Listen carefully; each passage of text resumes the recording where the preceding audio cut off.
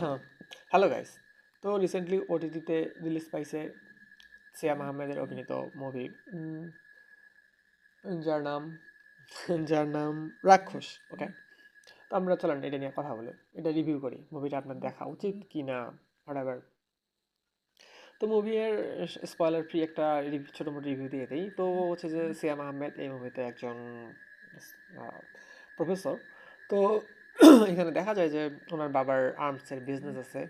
তো উনি ফরেন থেকে লেখাপড়া করে এসে ভার্সিটির প্রফেসর গিরিও করে, প্লাস হচ্ছে যে হোয়াট এভার অস্ত্র সম্পর্কে বিভিন্ন জায়গায় জ্ঞানটা দিয়ে বেড়ায়। তো এর মাঝে এন্ট্রি হয় আমাদের হিরোইনের।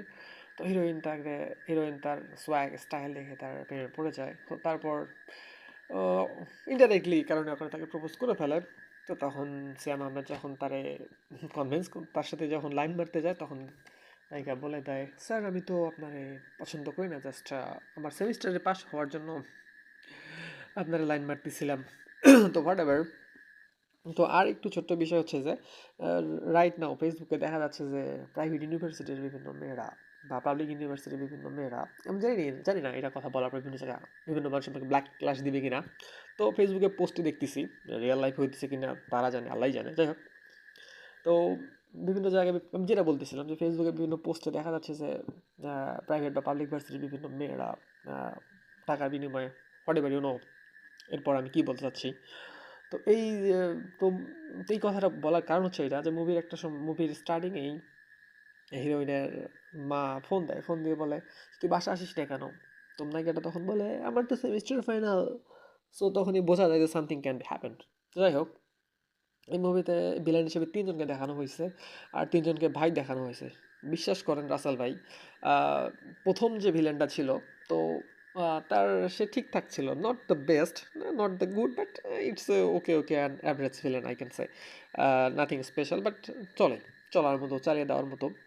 তো যেটা বলতেছিলাম, তো আর বাকি যে দুজন ভিলেন ছিল তার মধ্যে আরেকজন ভিলেন ছিল মিড, মানে একটু খাটো করে, তার বিষয়ে কিছু বলতে চাই না, but he was totally flop and disaster. But যতটুকু সময় ছিল মানে কাজ চালাই দিছে। বাট ফার্স্ট ভিলেনটা ভালো ছিল, বাট অন দ্য লাস্ট যে ভিলেন, হ্যাঁ তার স্টাইল ভালো ছিল, বাট তার স্ক্রিন প্রেজেন্ট খুবই খারাপ ছিল। খুব সম্ভবত উনি বলিউড থেকে আসছে।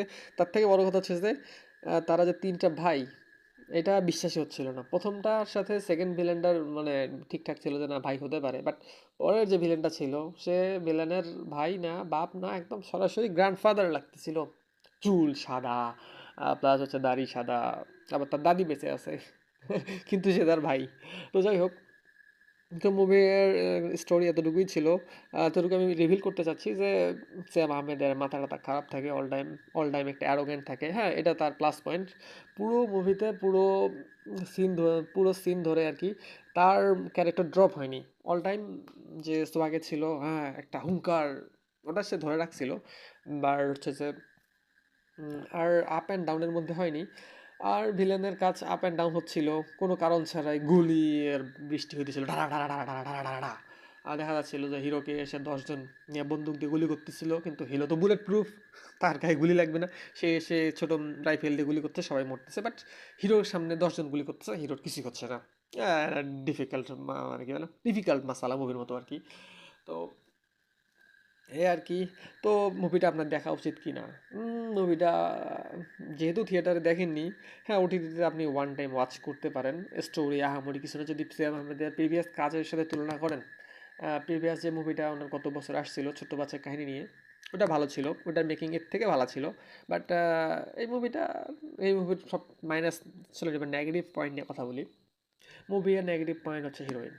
হিরোইন বলতে heroine, no doubt she is looking beautiful in this full scenario, but her her dialogue delivery was so weird. কি বলবো, সে যখন চিল্লাচ্ছিল বাঁচাও, ইটস শুনতে পাচ্ছিলাম না অ্যাকচুয়ালি। তার স্ক্রিন প্রেজেন্সটা আরও স্ট্রং হওয়া উচিত। No doubt I already said that তাকে সুন্দর লাগতেছিল, বাট তার স্ক্রিন প্রেজেন্সটা আরও বেটার হওয়া উচিত ছিল। ডিরেক্টর চাইলে করতে পারতো। যাই হোক, maybe it's her first or second work. In future she will improve herself, I wish, day by day. Okay, তো এতটুকুই বলার ছিল।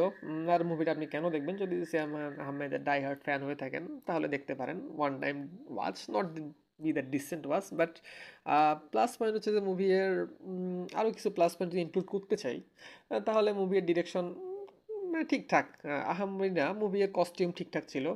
আর নেগেটিভ দিক হচ্ছে যে সিয়াম আহমেদের উইক বোঝা যাচ্ছিল, উনি উইক পরে আছেন। আর যখন উনি সাদা কোট পরে আসতেছিল তখন সাউথ মুভি নানি এর হিট মুভির কথা মনে পড়তেছিল। আর হচ্ছে যে এয়ারপোর্টের সিনটা যখন আসে তখন রণবীর কাপুরের অ্যানিম্যাল মুভি এর ব্যাটেল ক্লাইম্যাক্স সিনের কথা মনে পড়তেছিল। আর হচ্ছে যে যখন মেশিন গান হাতে আসতেছিল, কাটতেছিল দুই হাতে দুইটা অস্ত্র নিয়ে, যখন কাটতেছিল ভিলেনদের, তখনও অ্যানিমেলের ভাইব আসতেছিল। মোট কথায় কেজিএফ, অ্যানিমাল প্লাস হিট সব মুভির একটা মিক্সচার যদি আপনি দেখতে চান with blender machine by Bangladeshi movies, তাহলে রাক্ষস আপনার জন্য decent watch. So that's it for today. আর সিয়াম আহমেদের কাজ ঠিকঠাক ছিল। ওকে ওকে ওকে। সো এই ভিডিওটা এখন আমি র্যাপ আপ করতেছি। তো I can give this movie 3 out of 5 star. Okay, 3 একটু বেশি হয়ে গেল, ওকে 2.5। মিউজিক যদি ভালো হতো তাহলে অবশ্যই 3 দিতাম। Thank you for this review. উম্मीद है